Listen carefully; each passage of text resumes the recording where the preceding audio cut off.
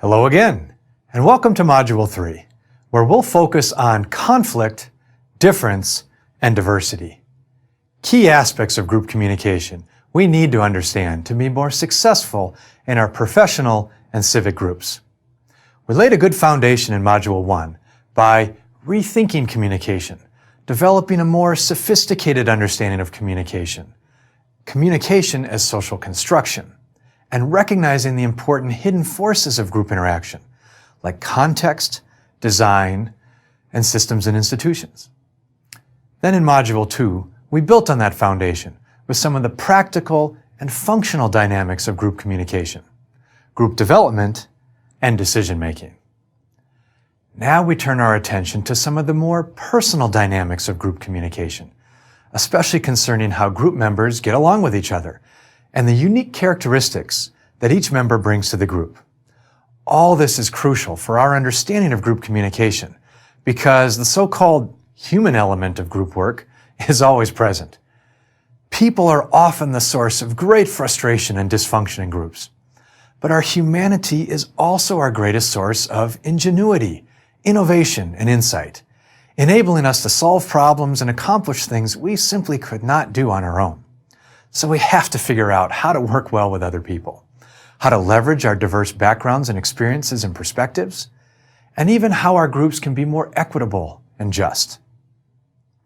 Well, let's face it, groups are inherently dysfunctional because they're made up of imperfect people.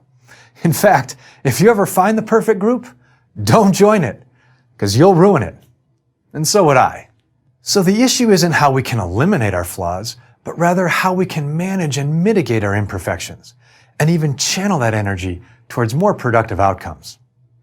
We also don't want to make the mistake of thinking that conformity and similarity are the ways to overcome problems in our groups, that we need to minimize our differences to be more effective, as tempting as that might be for a short-term solution. Instead, we need to value our differences and consider how diversity provides strategic advantages in so many situations. That's what Module 3 is all about. Learning how to manage conflict with other people and understanding the significance of difference and diversity in our groups. Our next 3 videos are all about conflict management. First, we'll look at how groups can have a good fight. Remember, we learned previously that quality group decision-making requires substantive dissent and debate. But this can quickly spiral out of control if not done well. Have you ever been in a group where you started to have a good debate about the merits of a particular idea, but then things got off track? The critiques got a bit more personal, the responses got a bit more defensive, and next thing you know, you're in the midst of a big argument. Although this is common, it's not inevitable. We can learn to fight fair. It's all about how we approach and frame the conflict, and how we interact with each other towards a more productive resolution. Next, we'll focus on choosing the right words in a conflict. We know from Module 1 that our language doesn't just reflect reality, it also constructs reality, our social worlds, social construction. And our choice of words, especially in a conflict, is a big part of this. I'm sure you've experienced how the wrong word or phrase can take a dispute in a terrible direction, whereas well-placed words can help us move more towards a resolution or even a breakthrough. So we have to think carefully about the social worlds we're creating with our language and to choose better words when we're in a conflict. And finally, we'll cover the basics of effective negotiation.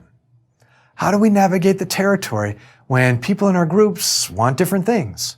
What strategies and tactics can help us get us to yes, where we reach consensus on a final plan or decision, even if it's not ideal for everyone? Maybe we can even avoid some conflicts if group members feel that their interests were respected and that the outcome of the deliberation is better than what they could have achieved without negotiating. The remaining videos in Module 3 will focus on appreciating difference and diversity. First, we'll explore why difference matters in the first place, and then what diversity matters we should attend to. Not only are difference and diversity a basic demographic reality in our modern society, But there are also important strategic and moral reasons for valuing the differences in our groups and embracing the diversity people bring to those groups. Next, we'll examine the important concept of identity. So much of effective group work is about understanding who you are as a member of the group, how you see yourself in relation to other group members, how group members see you, how you see other group members, and even how the group itself develops its own sense of a collective identity. Finally, we'll look at communication and gender and how cultural notions of masculinity and femininity influence our group interactions. This is one of the key aspects of difference and diversity that is certain to impact almost every group that you're a part of. So that's what we'll be doing in Module 3. We'll start by exploring how groups can have a good fight. I'll see you next time.